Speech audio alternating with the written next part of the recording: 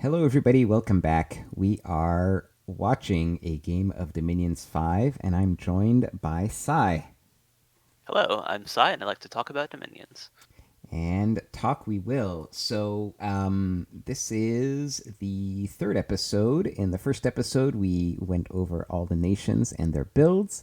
This last episode, which was the second one, we looked at everyone's first turn expansion. There was great success, there was great failure. And now we've realized that we forgot to point out all the all the pretender names and the good prophet renames, and we forgot to shame the people who didn't rename their prophets. So let's do that real quick. So I've loaded up the first turn here. Shaming people who don't rename their prophets is a very important part of the Dominions multiplayer experience. Absolutely. So shame on you, Sigbert. All right, Tinchi. Why get swole when you get thick? The general, the prophet of his holy thickness, and we had assumed that this was a titan, a dormant titan, which makes sense. Tinchi has a few pretty thick-looking titans. Good on you, Tinchi. Buddha boy. Joman, Jonathan, the Gokenin, the prophet of Joman's bizarre adventure. Makes sense. Calum, this, I think, merits shame, no renaming. But this is, we looked this up. We didn't know what this was. So the Ganda Barunda is a two-headed bird of Hindu mythology. And we suspect that he has probably a dormant titan, an air death one. So Yeah, that's probably Shiva. all right, Midgard. I don't think this is renamed, but No, indeed. the god is we're already here. Bogarus, a certain man in Russia, the prophet of Rasputin. And then Patala, stage 5 Klinger, the prophet of overly attached girlfriend. Another good one. Phalegra, meme, the prophet of lowbrow social commentary, who has unfortunately, go watch the previous episode if you haven't, fallen to barbarians. We suspect He's this gone was the way that lowbrow social commentary so often yeah, goes. exactly. So yeah, we think there was probably a miscue in the orders there, and the pretender got sent to the wrong province. That's a shame. Vidyaheim, David Bowie, the Vidi Jarl is the prophet of Vanilla Ice, Prince of the Elements. Good for you. And David Bowie is, of course, the Goblin King. So, another Even very good even more match. appropriate. Yeah. Atlantis, Ice Pun, the Snow Captain, prophet of Where Does the Poop Go? And of course, this is a reference to the fact that it is a two-headed worm. That's a very good question to be asking. So that is, we're just missing two. Who are we missing? Arco and Yeah, Arco, with their bless, I can see why they wouldn't have their starting commander be their prophet. but Arco is Lose, Drink, and Win. And who else did we? Oh, Alfurius is Raga, who's naming everything Alfurius. I think they're naming every single commander Alfurius. As they should. Yeah. And Raga also similarly wants to use a Ziodan commander as their prophet, so it makes sense that they would also need to Yeah. wait for an additional recruit. Now, the other thing we neglected to do in the last episode was actually look at these two messages that were sent to us. So this is for the last turn that was covered in the last province. Now, Alma's just complaining that Arco spent his entire income on the shipwreckers, which is what he did, and Which is what you should do. which is what you should have done. Yeah. And but he told us already what he did, so he's just telling us again what he's kind of doing. They're gonna rush Evo 5 for. Oh yeah, I remember reading this. I was not convinced. So Evo 5 for Stellar Cascades. Is a Dom 4 strategy which has fallen out of favor. Yeah, so you do so going like researching something for astral is true, but the thing you'd go for is thaumaturgy, not evocation, right? Like if you're gonna, but you don't even need like soul save. Like mind burn is good enough for like most kind of elite threats you're gonna face. Yeah, I Um, think Thom 2 Alt 4 is a decent early yeah, combo. Or even yeah. just Alt Burst, depending on what you want to use. Well, yeah, Um, and you can always just wait until thumb. Like you can get thumb two so fast at year one that you can like hold off until you really need it. yeah. The other So thing that yeah. Ulm has going for it, which is a little interesting, is Ghoul Guardians are excellent anti-sacreds, but they can't be buffed with luck. So if you do Alteration first, then you typically need to lean more on the Spyhanders. Hmm. Um, but we'll see. Yeah. Anyway, so I thought that was an odd thing that stuck out. Anyways, and then Joman. They might have been reading a Dom 4 guide. It could be, but Because yeah, because Stellar Cascades got heavily nerfed in that now it's MR for half damage, which essentially is MR to almost negate because the damage is armor piercing, not negating. So once it's halved, then there's very little damage actually getting through. And then Ulm also used to be able to recruit those mages every turn instead of every other turn. So their return on investment, or I should say their like mage delta from just labs was essentially halved. So the Dom 4 strategy of rushing Evo 5 would work a lot better just because you'd have a much larger pile of mages to spam it. you'd have more of them, yeah, and it was better. Um, yeah, it's just that I don't know. I don't know if they're actually going to go through with that, but that seems like an odd choice. Joman just talks about how he's going to try to expand, so he's going to use cavalry. Good for him. Okay, so that was last turn. I didn't want to. If people are bothering to write to us, we should definitely share their thoughts. Now on to the actual next turn. And so let's read these first, and then we'll go through and look at the expansion. Bogaroos. So this is Agrippa sneaking in a message. And actually this is interesting because he's saying that so I know Agrippa is a more of a conservative player. I Ironically, so I've played many games with him. He's acquired a reputation in this community for like his cap defense, which is like I guess good and bad because it means that he's defending his cap, which is bad, but he's actually like he does it very successfully in a lot of situations, which I guess is good. I don't know how he can surpass Castronomical on doing the same thing. In one game I played with him, he literally lost his cap and then retook it later. But then that's failing at cap defense, you see. I suppose. But yeah, anyways, but Griffith's a great guy, and I played a lot of games with him. And also, that is not a score we're settling, but it so happened that I think Lucid and I were casting a game, and he was a player in it, and I didn't know who the players were. Like it was just like Utgard or something, and he'd made a series of like poor decisions or bad moves, and we were just really dumping on him, and so. Anyways, it's become a bit of a meme where Agrippa complains that I tell him he plays badly. But Well, maybe he should play better. I guess those were legitimate bad moves, and I called him as I see him. So I guess we'll just assign all the bad moves that this team makes to Lucid, and we'll just assume all the good moves are Agrippa's. Of course, Grippa's had a chance to learn from more mistakes. Yeah, exactly. But actually, he's bringing up an interesting thing, and we'll actually see how this plays out. But you know, being able to expand with the least amount of stuff successfully is really key to. It's like a key difference between like a competent player and a good player in Dominions 5, right? It's like, do I really need these 8 sacreds, or could I do 2 squads of 4 sacreds and get 2 provinces, right? Like that kind of knowledge. And it looks like here, Lucid has come up with a plan where they can do 2 expansions instead of 1. And Lucid also tests things extensively. Yes. So there's actually a reasonable chance of these working. Do you test a lot these kinds of in this kind of situation? Like, would you like test extensively this kind of expansion, or do you just kind of YOLO it?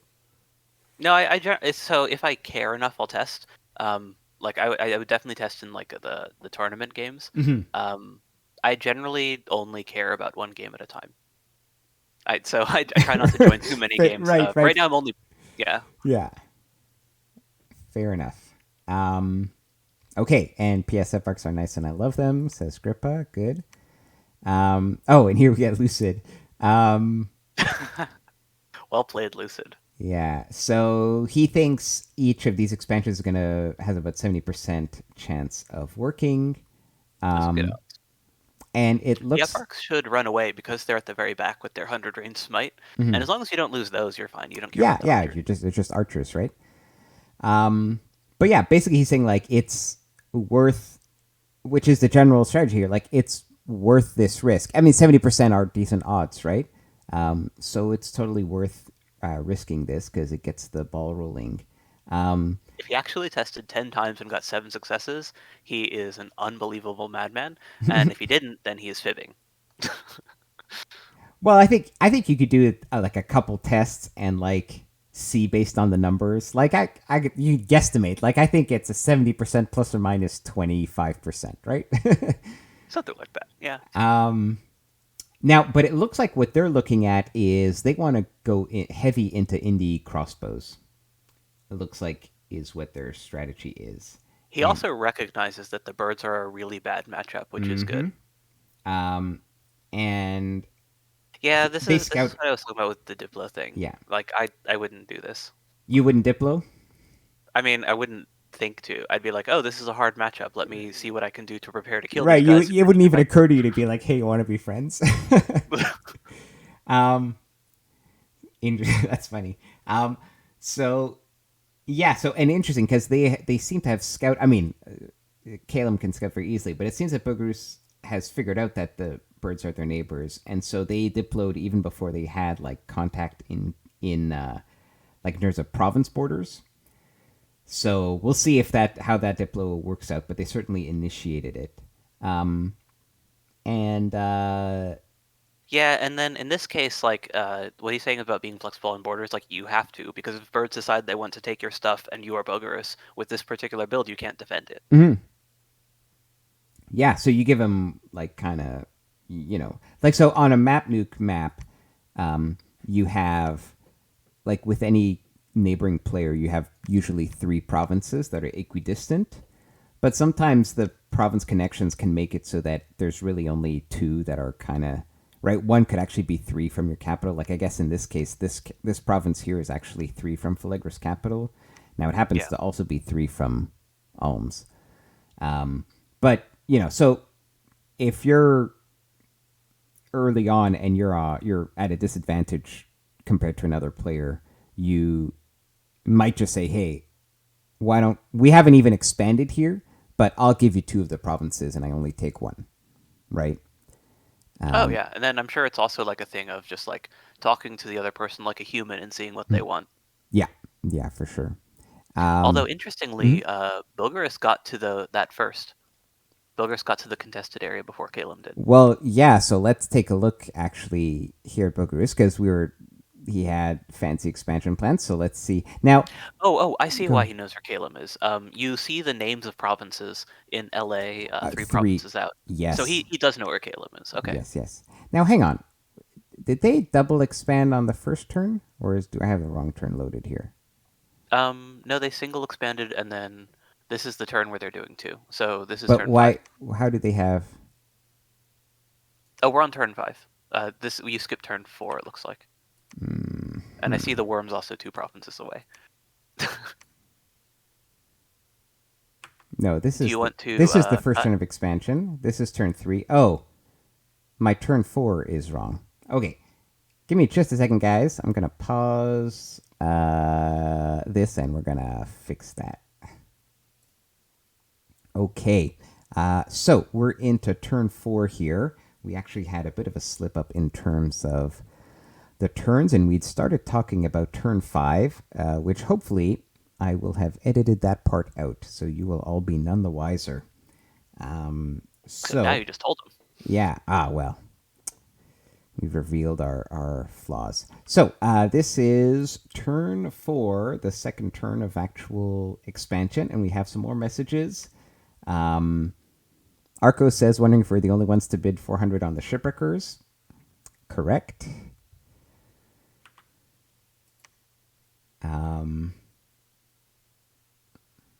Well, Ulm was not nearly enough into it.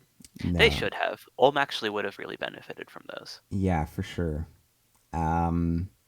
Because we know that Jomon took a dormant pretender, so if Ulm had won the bid and then gone and taken that ocean, he could have actually taken and held it against Jomon and completely screwed Jomon over. Yeah, that would have been pretty terrible. We sent the riches of the East to bid on those mercenaries. Obviously not enough. No, because he recruited 3 sacreds, so they obviously didn't send a lot of money. They didn't at least send the entirety of the riches of the East, as they needed to. They're another one who could... Well, actually, they couldn't have benefited quite as much because their lake is by Atlantis, and there's no way you can hold water against them. Yeah. So, honestly, I maybe wouldn't even have bothered. Like, This Tenchi, TNG, yeah. like you actually need there's so much stuff you can spend your gold on, right? Yes. So, maybe unnecessary. Raga, minimal +1. How did Raga afford to bid on these? Well, they only bought 1 Zayden. Yeah, I guess so. We also see that because they didn't declare a profit this turn, they didn't recruit a Zayden commander turn 1 either. Or not turn 1, turn 2. Yeah, because they bid. Like, I guess. I guess, yeah. All right. Okay, let's take a look at this expansion. So I guess last time we started on Arco, I guess alphabetical order, just for the first guy, and then geography. So whatever. Let's take a look. So they have the shipwreckers. They were here last turn, and they have moved west with only the shipwreckers, which had no problem dealing with crossbows and heavy infantry. Just a line of beefcakes. Yeah, and line formation is excellent against crossbows now. Just because, they'll miss. Yep. Well, especially during the charge kind of phase, they always overshoot. Yeah, and then the second point is, the immediate point of contact where they're still leading them. That's when they cause all that friendly fire. Just a bunch of excellent dudes with high morale and shields. All right. And then they expand here with... Actually, didn't... Hang on, well, I don't mind spoiling the result. I just kind of want to see the... Sorry, this... Okay, so they are using Slingers as a morale anchor, and they researched Enchantment 1 first. So they're going to be doing Animate Skeleton. That's an interesting choice. I think that the reason that they're doing that is that he has something to cast while they're getting protection, and that he's going to switch to casting protection once he has that researched. Because that's a range 20 spell with 100 precision, so you can actually paint that onto your hoplites reliably from a decent distance. And in this first fight, the skeletons are going to help reduce the attrition. I mean, they don't care about attrition on the Peltas too much. Obviously, they're putting them in front. But the elephant got stuck, though. That's a little unfortunate. Yeah, let's take a look at that again.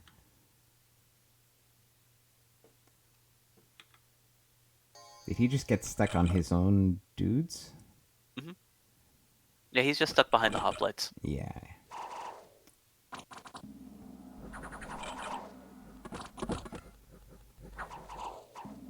It's okay, though. Not the end of the world. And while they did lose 2 of the phalangites there, that expansion party is actually going to become a little bit more reliable once they have a little more research. So I assume that he actually groups it up with another bolstering party from the capital and goes and takes 19. Oh, but the elephant does decide to run away.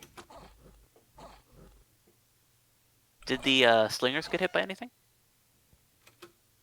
The Peltas are still going strong. No, the slingers in the corner there.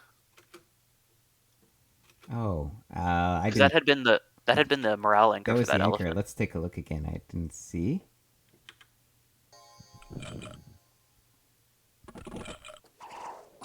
Yeah, they're being shot by the 1, 2, 3. crossbows. Yeah, Okay, so that's one why it runs away. one's dead. Another one dies, and then yeah, Right. unfortunate. Um, and the commander died too. I think that's because he had some of the peltasts assigned as bodyguards. Yeah. Which means he just has the Phalangitans of Peltasts led by the Mystic, which has 10 That's fine. leadership. Yeah, That he can group them up, so that should be fine. that's fine. He can take the elephant and yeah, he'll be fine. And Uh, here he's recruited hard companions, and so presumably he can go. Well, this is heavy cav. That's the unfortunate. elephant might have actually died in the retreat. Yeah, looks like it. I don't see it anywhere. Yeah. That's a little bit expensive, actually, but he's Hmm. in a decent position anyways, just because of the strategy that he went for. Yeah. Because he's going to have that point buff with that heavy infantry, the Mystic is going to be fine to group up with the one on 19. The only downside is that basically he can't take this party and keep going, because 184 is definitely doable. 178 would also have, like, actually all of these are relatively easy provinces except for Yeah. those crossbows. So if he had had a little bit more luck with that party, then he could have taken another one. Would you keep going here with this party? I mean, not with that party, not depleted as it is. If the Elephant and Slinger squad had been alive and the starting commander hadn't died, then absolutely, yeah. Like if I had only lost Peltests in that Hmm. battle, I would have gone for it. Because without the Elephant, you don't have like an excellent source of like killing stuff quickly, Yeah. and without the commander, you don't have enough leadership to break stuff into squads without causing serious morale penalties. So probably he'll go after the heavy calves here and And group up combine. with his capital mages. That would be Yeah. my guess. And the shipwreckers go underwater here. Yes, and I'm guessing that he's just going to take them, cut across overland, and grab the other pond if he can swing it. Or honestly, maybe like this is not going to be taken by anybody anytime soon. Like maybe you go across the river here and do like cavalry, light infantry. Yeah, Right. that's the easier province. The only You risk so losing a like guy. yeah, the major ups or the major upside for trying to cross the pond now is that you might not have amphibious mercenaries later. Hmm. But yeah, as you said, we'll see. Let's I see. definitely think that that's like the harder route because it requires beating heavy cavalry to even get there. Well, this isn't heavy cav. He doesn't know The this is heavy cav yet, the right? land bridge, yeah. Yeah, but he doesn't I know mean, I that. assume that yes, he for sure takes the water now, and then he swings back one way or the other depending on how he feels. Yeah, yeah, yeah. Okay. Midgard is. Oh, I don't see another red square. That's bad news. Uh, Um, he did not use any sacreds yet. so he That's just attacked archers and militia and heavy with 20 Huskarls, and it did not work. I don't know what he's waiting for. Like, one turn of recruitment should be enough for an expansion party. Should Like, be. if you're using guard commander, you can do, frankly, a lot of different province types just by cheesing it. So let's Um, see. So here, javelins all miss. I'm very surprised by this because I would expect Maryland to be able to expand. Like, he's a very experienced player. Yeah, yeah. So was this now actually? I actually so this is actually surprising. It looks like he just gets bad morale here in routes. Yeah, Um, the other thing is the petrified guy is getting targeted by the infantry and not taking yeah, damage because that he gives it. Yeah, that's one of those like last episode we talked about good smites and bad smites, and Word of Stone is not my favorite. yeah. um, actually, I remember in the game chat that they kind of realized like there was a weird thing where like if one player checked the turn and then the other player did the turn, like it didn't download the sum of the commands that one of the players had put in, something like that. So it could be that they actually one player issued orders to attack, But then when the other player looked at the turn, it sort of reset their orders or something like that. I suspect that's something that happened here because I remember their team was talking about that. That would make sense. Yeah, Because, like you say, but it that doesn't still make leaves. sense that you wouldn't take your Vans and, I don't know, take Hoburgs or whatever, right? Yeah, like they could have done it, potentially turn 2, but for sure after 2 turns of recruitment. Yeah, yeah.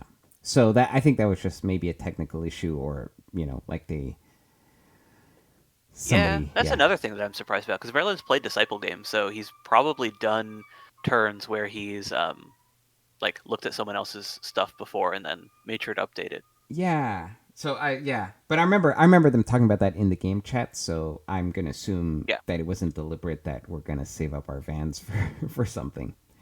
that makes So sense. Yeah. we'll have to wait and see. Let's scoot on over to Patala. Huh. Um, Oh no. is this the Devi? Yes. Okay, so I guess the Vine Men were too much. That's surprising to me, actually, because I would have felt confident taking this province as well. Well, there are nature gems.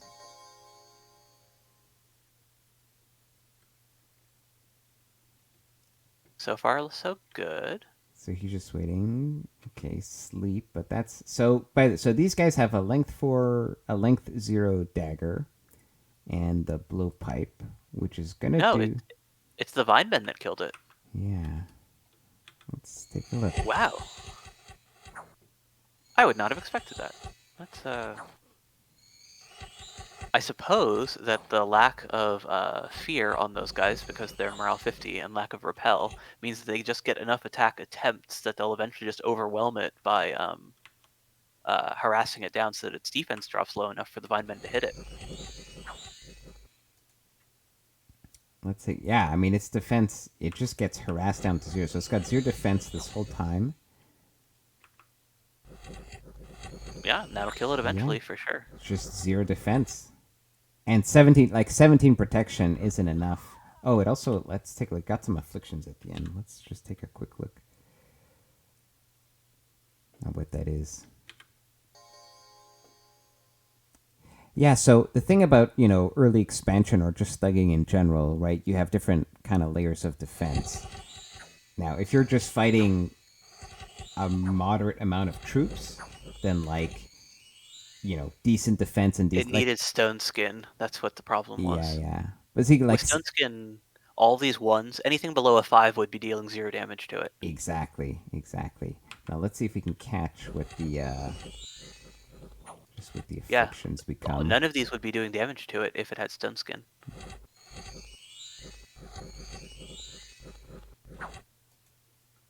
It's an understandable mistake though, because like you look at the damage output from those Vine Men and you're like, no way. But it's enough, I suppose. Oh, but also it got limp and crippled. And that makes sense too, because those are hitting its legs. Mm-hmm. So that sucks. When it gets recalled, it might lose one of them, but I think that it keeps the limp. Well, it is blood, so it'll be able to kind of That's true. cure Yeah, I that can blood affliction feast that later if off. it wants. Yeah. And okay, so Still a major setback this early though. for sure.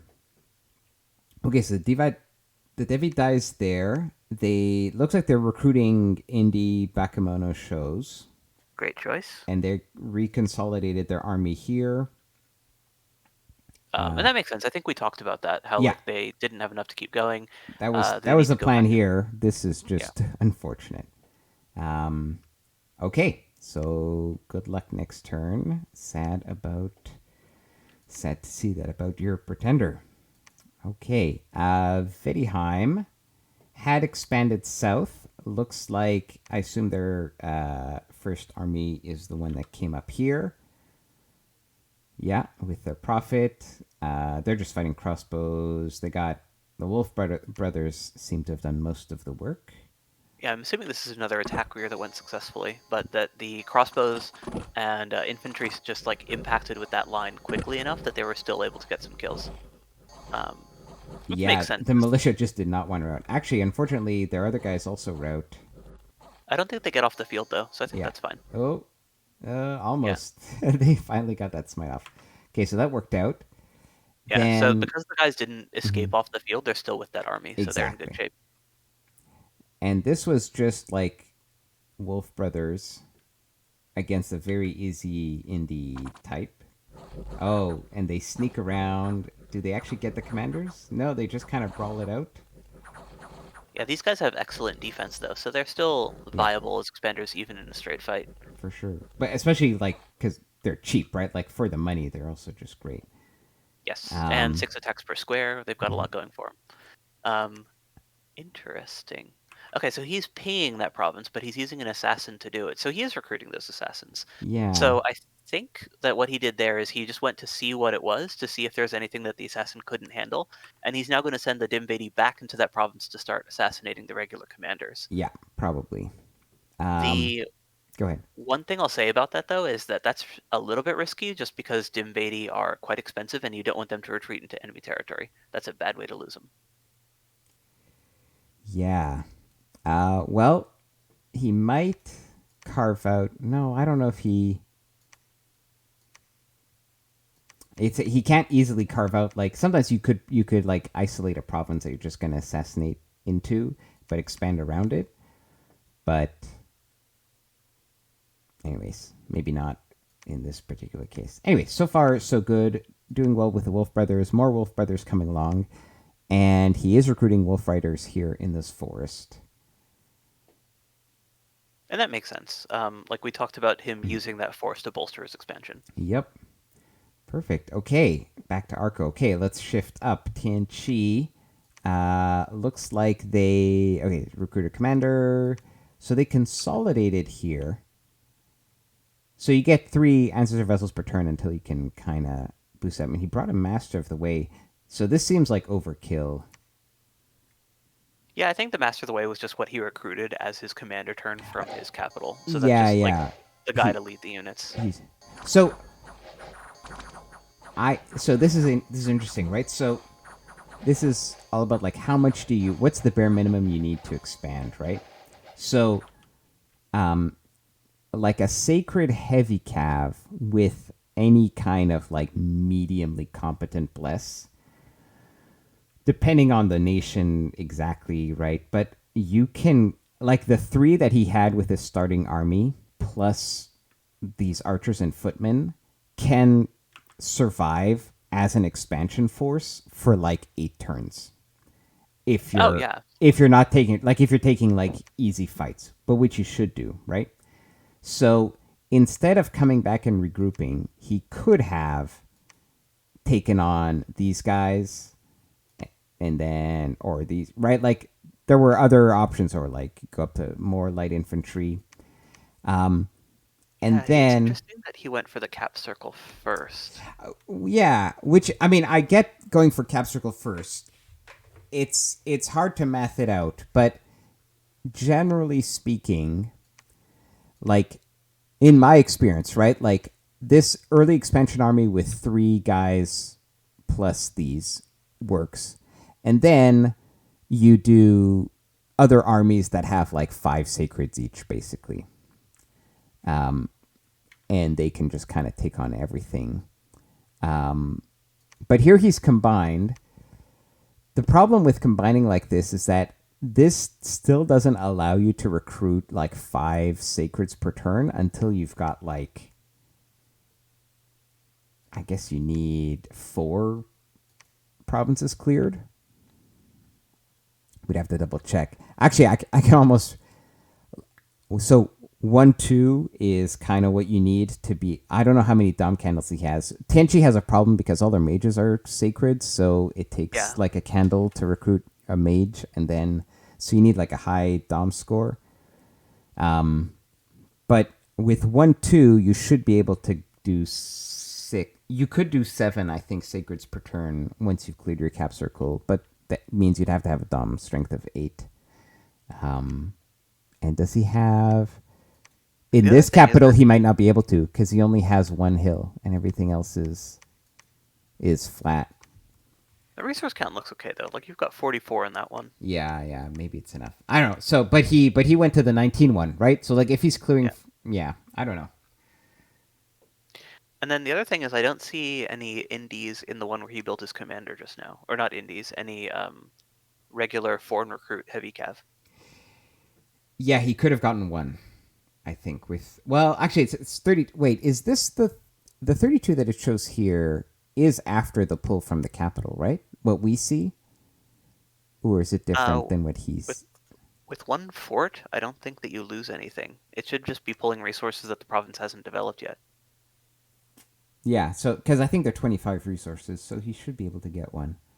Now maybe he didn't have the gold, right? That's possible early on. I don't know, but It's definitely strange. yeah, And yeah, he's recruiting only the ancestor vessels from the cap, which kind of makes sense. But yeah, yeah. Anyways, we'll see next turn. So now maybe there's a great move where he splits this off into something amazing next turn, but I still feel this is a little too conservative. We'll see though how that plays out. Okay.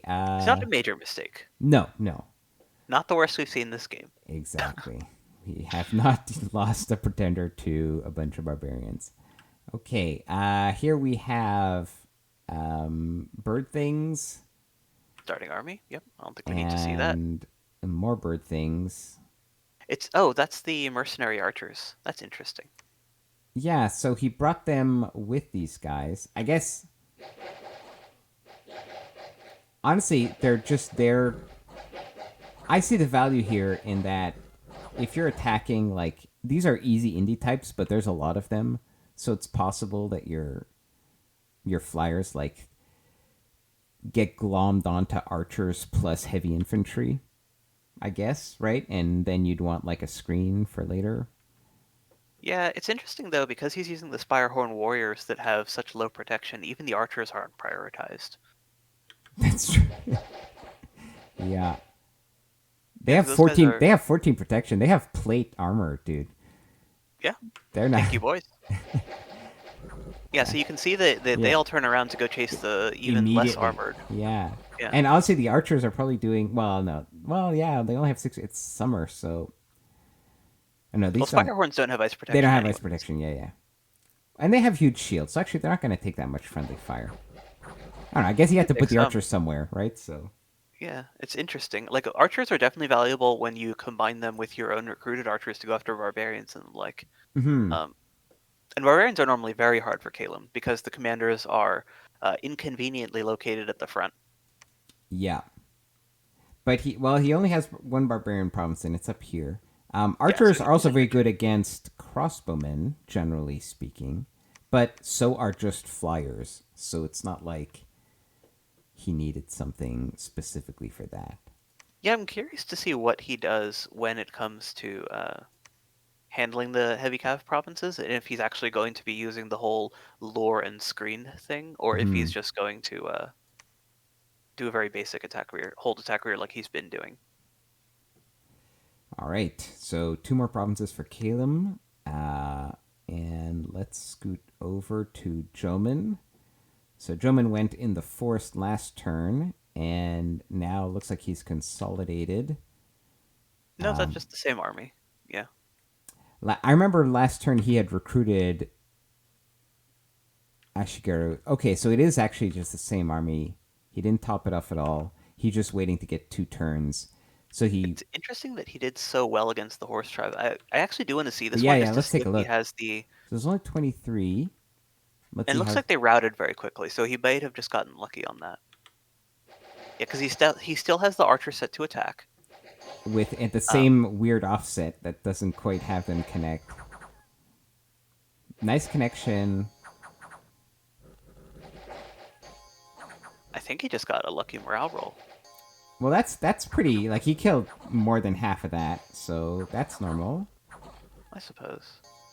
Yeah. Okay. Yeah, Uh, wasn't super. I mean, I guess the thing is like, well, okay, who are the horse archers shooting at? Is I guess the I important think thing. they're shooting at the cav.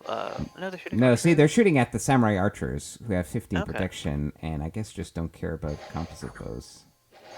So one squad is shooting the That's Ashigaru, interesting. I but wonder why they're prioritizing the archers here. That seems odd to me. yeah, it looks Huh. like one squad was shooting at each. Some sort of interesting threat recognition thing, or it might just be some sort of RNG. Yeah. Which Okay. is what say otherwise he would have taken a lot more casualties here. The archers didn't care about that incoming fire. So good on him. That's 2 cap circles cleared with a And gold then he has mine. a and he has a really good province right to his north there too. Like that Mm-hmm. should be another one that's easy to clear. Yeah, for Not sure. a high value province, but But easy to take, and yeah, that has value all on its own. and you gotta kind of at this point in your expansion pattern. At this point in a map, you have to be reaching out to your 2 farther away, because if you keep doing your cap circle, then by then like Raga is for sure gonna have this taken, right? And then it's Well, there's also does he know that Raga's there? he might not, but whoever is Oh no, he he has would. to. It's late age. He would know, right? Yeah, he knows now. So if he takes that, Raga might just be like, "I see that this province has a gray flag. This must be an indie," and then just go take it anyways. Yeah. Although Raga would not necessarily know that Joman is here. He would know that Joman the nation is his neighbor, but he wouldn't know like what his expansion is. No, I mean, like after Joman's taken the province, Raga might just decide to take it from him. Oh yeah, I mean sure that can always happen, right? But like, Yeah, like I think that yeah. as Joman, out of all of your neighbors, you don't want to go picking a fight with Raga. Mm-hmm. But taking this isn't necessarily picking a fight like Oh that. no, That's but just it is like a contested province. I think it's yeah, something that like, uh, I don't know. We'll see how it goes. yeah, I foresee Raga seeing Joman as a target, and if like Joman has land that Raga wants, then for that's sure. as good of an impetus as any. Yep. All right. Shifting over to the left, we have Ulm. So they left the. Let's see if the fortune tellers are treated here. No. No, So that's a why? site searcher, I suppose. I Oh no, guess. it's Ulm. They're building a lab to start recruiting their astral mages. Oh, okay. But there's. So why do we see 2? Um, maybe something retreated there. It's probably just like that. There's 2 units, one of which is the fortune teller. Yeah, probably. Okay, so they expanded with. They lost some rangers. Maybe. Wait, are they fighting archers? They're fighting crossbowmen, so. Yeah, just some archer casualties. They're on fire. Yeah, they're not on fire rangers. No, they're just Fire on. archers, yeah. I mean, it's okay. Rangers are cheap. You don't mind Yeah, losing 4. Okay. So they consolidated here. Now, I'm seeing a lot of ranger recruitment, but there's not enough of a chaff wall here to send this out as an independent. well, they talked about this, right? They're trying the Dom 4 build where you use wolves as a screen, Yeah, but and then there's. it doesn't work anymore. I mean, Well, it or does, but it you need can. more wolves. Yes, you need more of everything. Um, Like you yeah, need to be doing like 3 wolf herds a turn, right? Like I think you also just need a lot more rangers than you used to, just because they're a lot less deadly. sure, but like I know because I've seen actually like actually Lucid been has been playing. He had like a weird like modded game, but anyways, it was LA Ulm, and so he was doing this kind of expansion. Um, Oh, like okay. you can he went for mages here to do this. I think if you do, I don't know the exact math because I haven't tested this, but if you do like only wolf herds for like the first 2 turns, right, like 6 of them basically, then you have enough like wolf spam to stand in front of ranger recruitment. But I think right now, Yeah, and then like you like you recruit indies and lead them with like indie commanders to replace your chaff as it dies, right? sure, but like even Okay, coming out of yeah, the cap, like I don't know if you can take light infantry and crossbowmen with just like 20 rangers, right? Like you need like right. 20 wolves. Anyways, we'll see. We'll see where it goes. But I feel like this has to be. Now, actually, is this strong enough? Yeah, you could split this up, right? You could take some of the chaff here with these rangers, go here, and then take the rest of this army and go like, I don't know, here or. Well, heavy calf there, but he can go into this forest or here, right? So you could do You could still get 2 provinces next turn, I think, if you I think so. did it. It is a bit risky. He also needs to start, or he needed. Maybe in the Fortune Teller province, he recruited just a regular indie commander to send back to the cap to go collect units. Yeah, That makes sense to me. yeah, that could be why there's 2 here. Yeah, if you wanted to do 2, I think. Well, this is you could do this, but then you're stuck because you're not going to be able to take these heavy cap provinces. Um, yeah, Yeah, you can do one and backtrack. I don't think that's the worst thing in the world. yeah. I think you do It 2. sucks that they're swamps, though. They're not very high value. Yeah, that is true. I think you go. All of these are bad. Ugh. All right. So let's see what Ulm decides to do next turn. Okay, we're back. Let's head on up to Atlantis. Who I thought we had a worm. Looks like the worm combined. So I was not That makes expecting sense. this, but I That's guess heavy cav province. Yeah, he Yeah. wants to take on the heavy cav. So you're basically, when it comes to something like this, you're using the worm more for its fear aura than anything else. Like, the worm's Yeah. job is to make sure that these things run away. And it looks like he hasn't. I don't think it was the fear aura that did that. No, he just kind of chewed through. I mean, to be fair, that was kind of a harder province, It 12 was, heavy cav. and also it's 12 heavy cav is a decent threat, but it's like 20 like heavy infantry. Yeah, this is a pretty tough prov.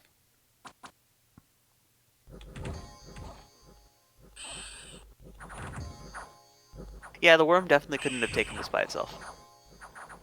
No, not without buffs, which he doesn't have yet. Yeah, I can see, like, yeah, that makes sense to me. And then, well, he did lose a bunch of those seal hunters, and that's always unfortunate. He still has enough infantry left to go take on an easier province. So I think he's in good shape. Yeah, he could do militia light do infantry. He could do either of them, honestly. Yeah. And then the worm can do the other one. So Yeah. Yeah, this is doing fine. And he's recruiting Mournfuls. Right. He should be able to switch over to regular infantry soon, if not already. Well, he hasn't done more of the cap circle yet, but yeah, I think that he should start switching over to the cheaper stuff so that he can save money for infrastructure, because Mournfuls are not they're good for their resource cost, but they're not good for their gold tag. Right, Those they're guys are costing. expensive. Yeah, he's dumping a lot of gold into this. And we still have yet to see. I mean, presumably the worm is going to come down here probably to go underwater, and then he gets his first fort underwater in a reasonable time frame. Right. Okay, so then we have Bugarus, who had expanded here and now is heading down here.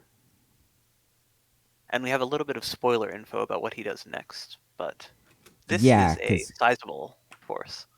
Yeah. Now, what was he fighting? Oh, yeah. I mean, this was the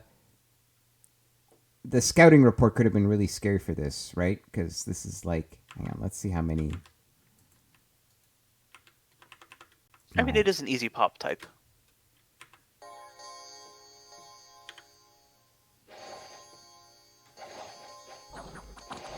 There's the Druzhina. The pop type is easy, but the problem is Bogarus's type is just bad, right? Yes. So just because the pop type is easy doesn't guarantee anything. So they actually... in comparison to the Earth Smite, whose Petrify gives that huge protection bonus, the paralysis from Smite doesn't. So when those guys are paralyzed, that's all good news. Yeah, exactly. It's so like the Astral one is just so much better than the Earth one. It's just like not even close. And now, like the numbers work out fine. And yeah, like, because this is like 40 to 50 units. So, this scouting report could have been like 60 dudes. And knowing how bad Bogarus units are, like, I totally get why you come at this with your profit and 3 eparchs, right? Now, at this point, you're kind of in a weird situation because things retreated probably in an odd way. And next turn, actually, we know that Burgers is going to try something fancy with like splitting this up, but we'll let that happen next turn because now he's stuck with a bunch of eparchs with only archers, and he's surrounded by, let's see, militia here, light infantry and crossbowmen, and then militia and heavy infantry. Oh, and up here, Bakemono shows and Ko-Onis. And he's got heavy cav up there. So actually, you could definitely take 2 provinces next turn, if not 3. I think, given the easy indie types that are around there, but you'd have to split it just right. Yeah, it's definitely a challenge to be able to take more than 1 province this next turn. Yeah. Well, I think 2 is. I mean, we know that they do it, but yeah. But I mean, like, because you got heavy cav from your capital, right? So, like, I think you Wolf Tribe or. Yeah, it's just evaluating what you can beat with just the archers and smite spam is the challenging part. Yes, for sure. That's going to be tricky, and I think that requires some testing. So good luck next turn. That was an unfortunate route, but that's Buggeroo's troops for you. They're just bad. Okay, Raga. Still with only 1 Zaeden. Taking another province. This is an easy province. Just a Zaeden to himself. Killed 10 guys. Good job. Yeah, I can see why he went for that, though, just because he's critically resource short in his cap. Absolutely, yeah. 82, 25, 53. So this one is actually the next highest one, and it's crossbows. Totally doable. Heavy infantry. At this point, he should have enough from his cap to go take 1 from that and then use his other army as its own expansion party. Yeah. I think he's ready to make that. Yeah, that transition, for sure. Yeah, so definitely. I mean, different nations play differently. This is a sacred nation with very expensive sacreds. You're getting your cap circle is going to be a higher priority. And Falegra. So, actually, I think it might just happen that we always end on Falegra just because the order that we were doing things in. So it sucks to end on such a sad note once again. But Falegra doing nothing this turn because. Yeah, and you can see they're going for the Mouflons instead of the Cyclops, which makes sense because you're at a slower start. You can't afford to wait. Mm-hmm. But this, of course, means that once they do start expanding, they're going to take more losses than they would have otherwise. Mm-hmm. So they're going to be even more vulnerable in their first war. Yeah. At this point, though, you have only bad options. So. Yeah, exactly. There's no good, nothing good gonna happen here. So yeah, we're expecting they'll probably come out this way. Although by next turn they'll actually have, how many? They probably have 4 or 5 Mouflons now. There's actually only 1 turn of Mouflon, so that's... Most likely, yeah. I suspect that they just did more archers in the last turn. So I think that's like 3 or 4. They should be able to take this next turn. But then, do you think? Because we know now that this is 60 barbs and they barely killed any. No, they killed a bunch of them. Oh, okay. I'm misremembering. Yeah, there should be about, they killed half of them, and more importantly, they killed 2 out of the 3 leaders. So if you get lucky with archer fire, you can actually, pop that guy in the first couple rounds. Yeah. Because I'd be worried, the archers are great, but you don't want Mouflons to hold the line against barbarians, right? You want, No. garbage, but, I mean, you don't have any great options for that. Mm-hmm. And because the barbarian chiefs lead from the front, you have a pretty decent shot of killing him with your cavalry charge.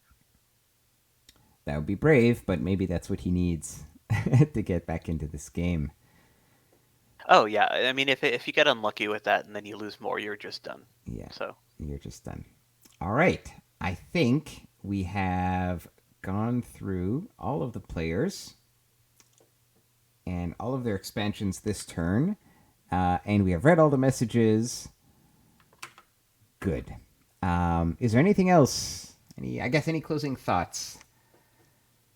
No, I think we just about covered it. I think we got everything done, and we're gonna start to see, I think, soon some sharper demarcations in terms of like number of provinces that people are able to take every turn. I want Um, to check the research graphs, actually. oh I'm yeah, curious good to see idea. where. So Arcocephaly should be in a very clear lead because they're the Hmm. one with the awake researcher. But I'm curious to see who else has mages. Um, Okay, so let's take a look at this. So research graphs. So Arco in the lead. Um, uh, is this Patala so Patala recruited a mage. com- Okay. coming in, doing work? Not omniscience, but who's Gray? Joman. Oh yeah, we saw that they had a Shugenja as well. Okay. Mm-hmm. And then most of the rest is just scales.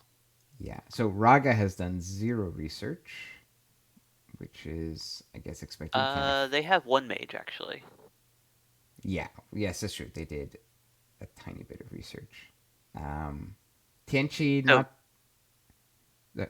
No, they don't. no, so I was talking about I was kind of jumping ahead. So Mm-hmm. most everyone is like kind of like what you'd expect. Like they have their just like one mage of research. Mm-hmm. TNG we saw they sent out their Master of the Way. Exactly. Uh, Yeah. and Vadheim is the exception. So they do have magic scale, so they have a high baseline, but they didn't have anyone researching. So they're using their Dimvadi assassins. But we saw that as well with the ping. Mm-hmm. So that makes sense. So that's what they're doing. Yeah. Yeah. I mean, this is mostly expected so far. Oh yeah, Um, yeah, no surprises. yeah. All right. Actually, because any fancy sites discovered? Looks like who is this? Who site searched? Vidheim, or they found a site. Take a look. Yeah, I don't think that the sites are going to be super high impact aside from those steel ovens. Yeah, we haven't seen any super impactful ones except for that one. All right. And by the way, we see the sites once they see the sites. Like we see sites that are seeable to anybody with the spies, like the Inkpot End. But the mod doesn't allow, like, they have to site search the sites for us to see them. We don't see like all the sites that are hidden in a province. Right, we see But only discovered sites. exactly, only the discovered sites. Yeah, this is the lava lake. That's why they have such high gem income. They didn't site search; they just got found a natural site. All right, so that's going to be it for turn 4, and I think that's going to be it for this episode. So thank you for joining me once again, Yeah, thanks for having me. and thank you guys for watching. We'll catch you guys next time. Take care.